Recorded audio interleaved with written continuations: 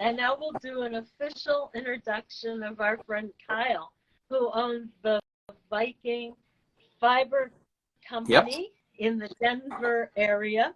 But he grew up around the corner from where Carol grew up, which is about a small world. And in April at Washington County Fiber Tour, Kyle came by Foster Sheep Farm just to say hi because he was home to see his family. And Carol said, well, you ought to go over to the mill. And he said, the what? And so he came over here. And you know me, when someone walks through the door and says, oh, I'm an indie dyer, I said, can I make you a base yarn? And the rest is history. We're making a beautiful base yarn. And he's doing some amazing things with it there in Colorado. So with that introduction, Kyle, our listeners would like to know a little more about you, how long you've been doing it, where exactly you are, what are some of the colors, then where do you get your inspiration? We got a lot of questions, buddy. So you take it away with those answers. All right. Well, I'm just outside of Denver. I'm in Englewood, Colorado. So it's like 15 minutes south of downtown. So basically Denver. But, you know, I moved, I've been kind of all over. I was, you know, grew up in that area, moved to Colorado for about 12 years, then Seattle for about 8. And while I was in Seattle, I picked up knitting as a hobby. Started doing a little spinning. I was doing some with a drop spindle and had a blending board and had trouble finding colors that I wanted for the blending board. So I just looked up how to dye fiber. So started doing it that way. I didn't necessarily start doing full skeins of yarn until I started to get into indie dyed yarn. You know, you go to I know we're all guilty of it. You go into a yarn shop and you see a beautiful color and you just grab one and it's not enough to do anything with. And a lot of times the indie dyers don't do too many repeats. So I started to dye yarn just to go along with that. So I could, you know, make something more than a one skein project. But yeah, I mean, I just really enjoyed that kind of artistic outlet. And decided I had a couple of friends who had actually asked me to do some custom dyes for them when they saw me posting about, you know, my own dyes. So I realized I could kind of take it a little further. So, but that's how I got into the dyeing side. When I moved back to Colorado is when I started. Shortly after that is when I started the business. Hey, Hannah. Hi, sorry to join late. I had to pick up my brother-in-law at the airport. But I am so excited to have you on. Hi, Mary Jean. Sorry to interrupt you. No, that's fine. Hi, Hannah. No, it's good. Oops. Yeah, so I kind of take the whole idea behind Viking Fiber. So not only is it for, you know, a little more view of men knitting, you know, it's like guys with big beards can also knit, you know. So so I took the idea of Vikings as their explorers. You know, they travel around, they used to travel all over, see all sorts of new things, explore, adventure, and that's what I like to do in my spare time, is do some travels, go to new places, learn about, you know, new cultures and whatnot. And I like to do photography as a hobby. And so I have, I mean, tens of thousands of photos, if not more, of travels. Wow. So I started using my photos of travels as color inspiration. So normally with a collection, I'll do like I did a Scandinavian holiday last fall. So, I mean, it was just photos from all over, you know, like Sweden, Norway, Iceland. So I use those photos as color inspiration for that collection. But the current ones that I'm using that kind of debuted the yarn that you guys made for me is my Norse Gods collection. And so those are colorways that I keep in stock all the time. But it was good. All the time. Yes. Because I had enough people, you know, it's tough. You wanna change it up, but I had enough people that had asked, like, as an indie dyer, is there any way to keep something in stock, keep something on your website? Because a lot of times, a lot of us do collections. When it's done, it's done. Sometimes maybe there's some extras, but so this is a collection that I decided to do of 12 different colors that I keep in stock, and it was a great way to introduce the yarn that y'all made for me, which I named Nornir. I named all my bases are named after towns or places throughout Scandinavia, but Nornir is they were Nordic goddesses of fate, and so they would the idea is that they would take life and spin it into yarn, and then use that yarn to weave it into the web of fate, like your life's fate. So, wow, we're Nordic goddesses. Yep. I love it. I love it. Tim would love it. Tim's super into Nordic stuff too. One of our leads at the mill. Oh, nice. Yeah, you missed meeting Tim because Fiber Weekends, he's also a sheep farmer himself. He's not on the Fiber tour, Okay. but his wife's friends who know he's also a sheep farm, like how Carol's not officially on the Fiber tour, people go to his farm anyhow, so he can't be at the mill because he's got to be home with his sheep. But he's quite into Norse. Yes. He's even in a community, like a reenactors group. Oh, that's fun. Yeah. Nice. So your Viking yarn was spun by a Viking. Right? That's pretty cool. Yep. So, yeah, I released these colors when I started. So I got this from you guys later this past summer, early fall. And so I released the colorways then, but it's been great. This is my first non-superwash base. All the rest of them have been superwash, and they're great. Superwash merino, it's lovely. It's lovely to work with, but this was my first time dyeing non-superwash, and I've loved it. It's such a great base. Oh, good. It's for those who don't know, it's a 3-ply DK weight. It has ties to both of my homes. So y'all work with farmers in southern Colorado, northern New Mexico that farm merino. So it's got 60% of the merino. It's got 30% of New York State Corriedale. And then it's got a special 10% of Romney that comes from the farm up the street from where I grew up, where my parents still live. So just up the street from where Carol grew up. So it's kind of nice to have, fiber from, like, actually know the farm and the farmer and have seen the animals before. Yeah, we're pretty pleased, proud really of that relationship that we've been able to build with farmers and help connect them to folks like you. That was the original vision when I started the business 13 years ago. 13 from sobbing in your kitchen. So a lot has happened, but that was the original vision, to connect farmers to markets and to help get designers, makers, people like Kyle connected to the farmer that mightn't have necessarily have had that connection. And sure enough, wow.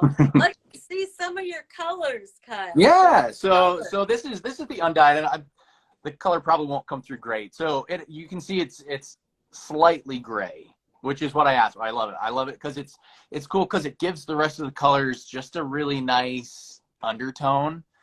So that's the undyed. But what I'm wearing, this one is called Fenrir's Mane. So it's a gray color, kind of a cool gray. But a friend of mine, her name is Debbie. She owns Nutty Creations Designs. She's up in Boulder. But I asked her, I've worked with her on a couple of different things before, and I asked her if she would take this special yarn and do something for it, do a sample for me.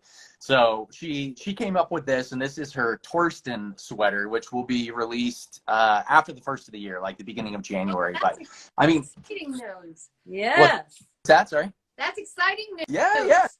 No, it's great. Yeah. I love it. She's a great designer, but I mean, I love how it looks. Like it's tough to find just a basic guy's sweater, right? Right. So she did a great job. So I mean, like the sleeves are great. It's a raglan style sleeve, so there's a cool design in there. Nice. On the underarm, like on the side, she's got this great cabling. Oh, So nice. so it's not just a plain boring sweater. I mean, it's got some flair to it. So so I was really, really excited to have this. With it being the high of 0 today, I have had this sweater on all day long, and it's been perfectly warm. I've been outside taking the dog out at random times, and he does not want to stay out, but yeah. I can stay out a little bit longer with this. So so it's been nice. So it knits up really nice. I mean, it's tough to see, but it's like the stitch definition on this yarn is so nice. With the cables, it's great. I love it. Yeah. So that's to get this pattern. Right. Yeah. At Mapleland Farms. Don't look now. Share it. Maybe We'll I finally found you a pattern. put it all on the feed so everyone can see it once it comes out. Okay. Great. So yeah, so that's Fenrir's mane. Like I said, these are all named after different gods. This is a kind of a grayish green. This is Loki's serpent. So that's a fun kind of toned down green. This is Mani's glow. Mani was the god of the moon, so it's kind of a nice, like purplish blue for that nighttime full moon. What do you have for my girl Freya? What do you have for Freya? This is sorry, I had to think. This is Freya's cloak. So Freya had a cloak made of falcon feathers that helped her to fly. So this is kind of a nice warm brown. Looks a little bit green on here, but it is a nice warm brown. So that's for Freya. Let's see. Njord was the god of the ocean. So this is like a deep blue green teal. Oh. So this is Njord's deep. Oh, you've done such a good job with gorgeous. Thank you. Wow. What else? This is fun. Yeah. I mean, even if all you loved ones weren't watching, we should have had a Zoom with Kyle to see what right. Well, I think there's some family that should be tuning in here, so they could, because they haven't even seen these, So so this is Soul Ablaze. So this is the goddess of the sun. So a nice bright yellow. But even with that gray undertone of the yarn, it still is really, really pretty shade of yellow. I'm not a big fan. I'm not a big fan of like canary yellow. So this was a fun one to do. Carol wants to see that yellow held with the green. The teal green. Yeah. Nice. Wow. And some of the undyed. Put a little of the slight gray in. Oh, yeah. Yep. Yeah. That's nice. It's fun, right? Yeah. I can sit here and squish this stuff all day. I love it. Let's see. One of my favorites is, even though they portrayed it incorrectly in the Marvel movies, Thor was not. He didn't have a blonde beard. He had a big giant red beard. So this is he was a ginger. He was a ginger god. So this is Thor's beard. Nice. So that's akin to me. I don't usually like, but I like that. Thanks. Let's see what else. Trying to think what else did I do? This is Odin's ravens. So it's kind of an inky black. But it has like a purple undertone to it, like you would see on like the iridescence of like a crow or raven's wings. So that's been a fun one. Solid black is nice with the yellow and the teal. Yeah. Or with the teal and the purpley blue with that, and yeah. Oh yeah, look at that. I got so many options. What would you put with the Freya's cloak? If you were going to put that with a color. So I actually did a sample shawl. Where's the other one? Oh, I actually did. So I did the teal with the orange and the brown. So I did a sample shawl with that. Nice. And there's some photos. Actually, I think like one of the main pinned photos on my Instagram is these all together in the shawl. That's so nice. Yeah. Yeah.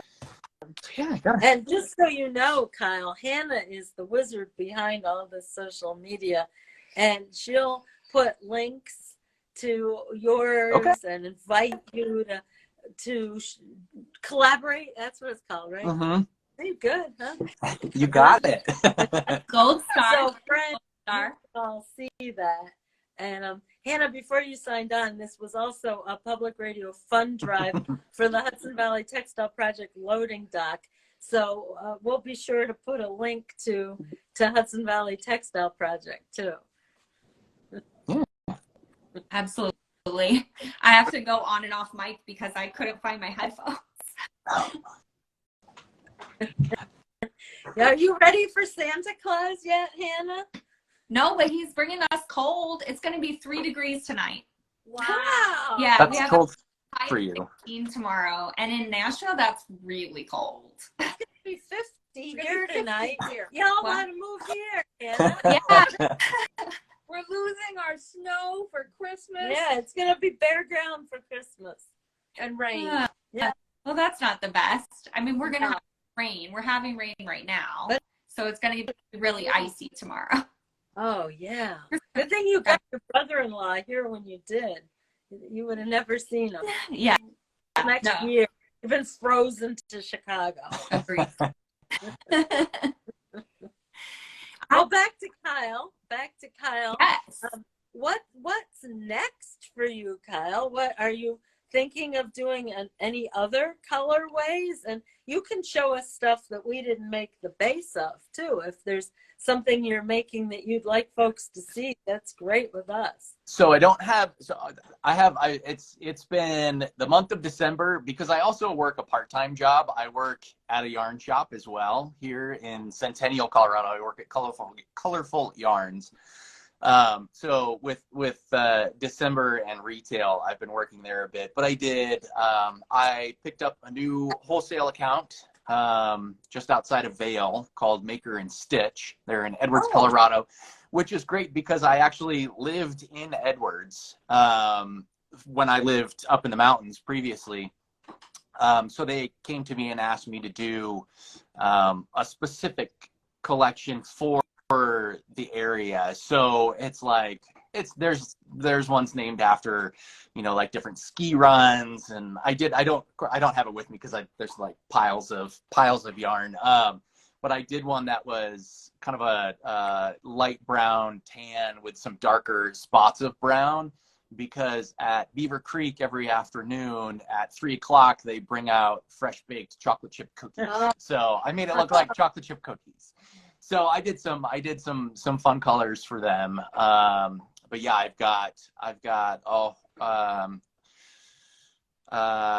Lula Fay Fibers up in Boulder. They're a new shop. They opened this past spring.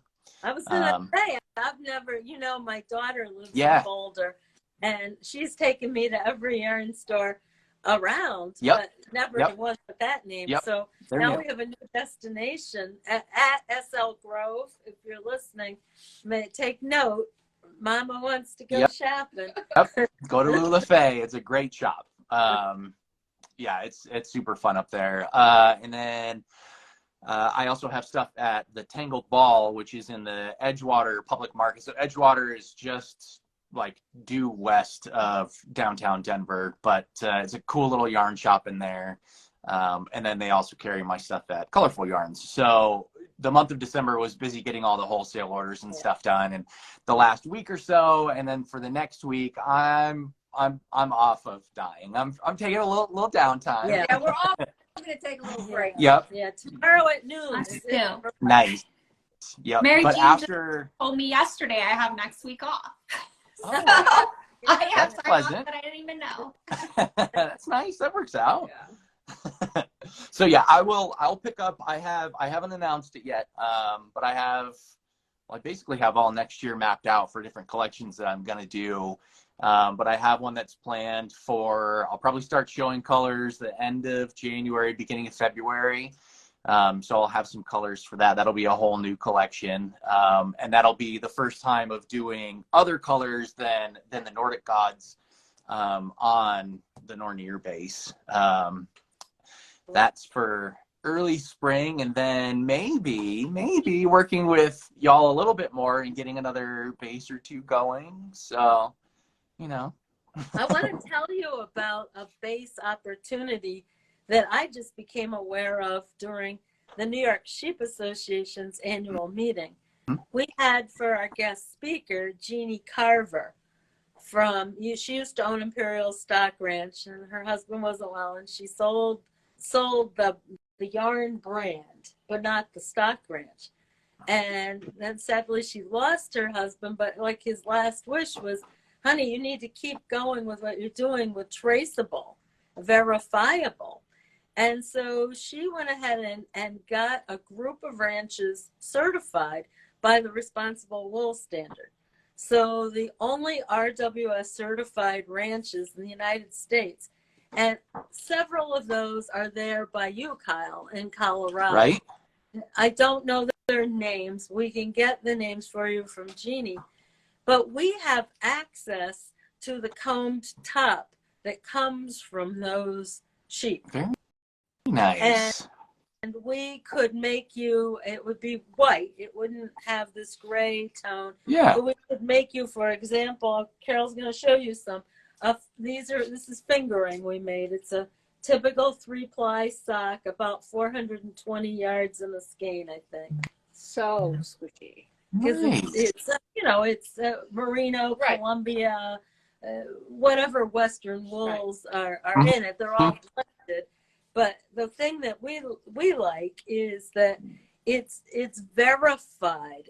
There's a third-party inspection of the animal welfare aspect of the farm and also the regenerative agriculture. So the grazing practices, the water management, pesticide. It's a really great standard, this renewable, responsible wool standard, RWS. And I just happened on to, Carol and I ran into Jeannie at H&H in June and had a little visit, and one thing led to another. She's also going to speak again on April 12th at the Hudson Valley Textile I'm so Project. excited. Oh, nice. Yeah. But so we had sort of a little sneak preview where she was talking about carbon sequestration to the New York sheep farmers on carbon credits and essentially how to make money by doing the right thing and who's buying carbon credits. And so it was very nuts and bolts for the farmer, not such a broad thing. But I wasn't aware until recently that I can get that comb That's top exciting.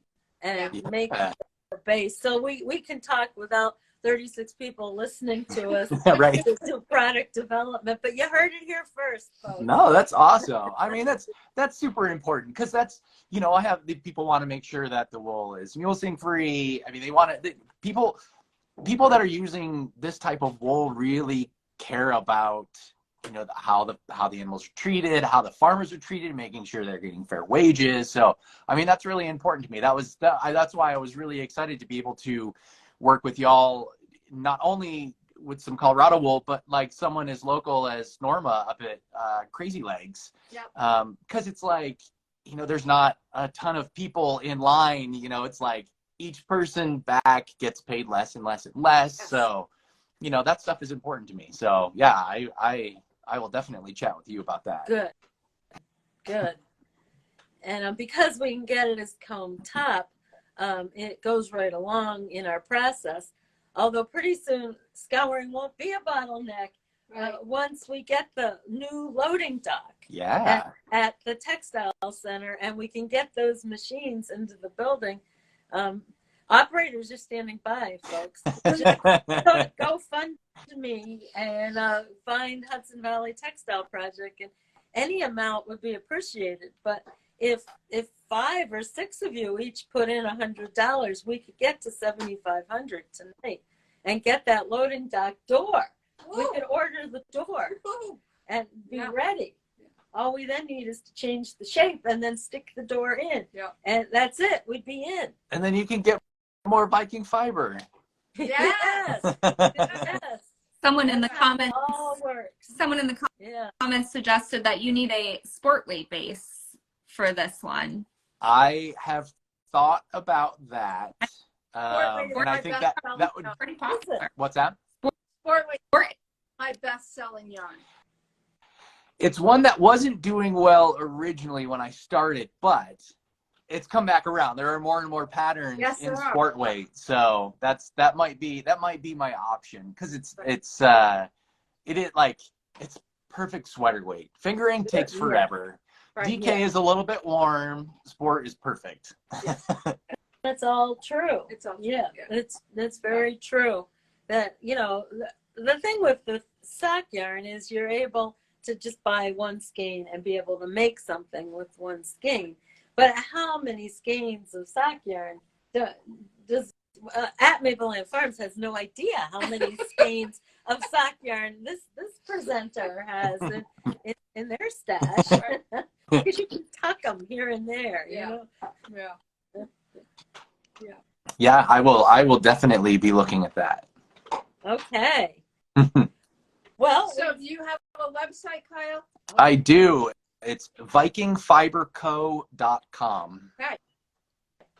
Vikingfiberco.com. That's very easy. And after all, an hour of talking about these Viking gods and goddesses, tell us that name again of the base. Who you named it for goddesses. It's called Nornir. So the goddesses, the plural of the word is Nornir, but they're Norns. But the Nornir is the name of the base. Yeah. Viking goddesses. Love that. Love that. All you listeners can be Viking goddesses. Yeah. I mean, y'all are my Viking. Look, I've got 3 Viking goddesses right here.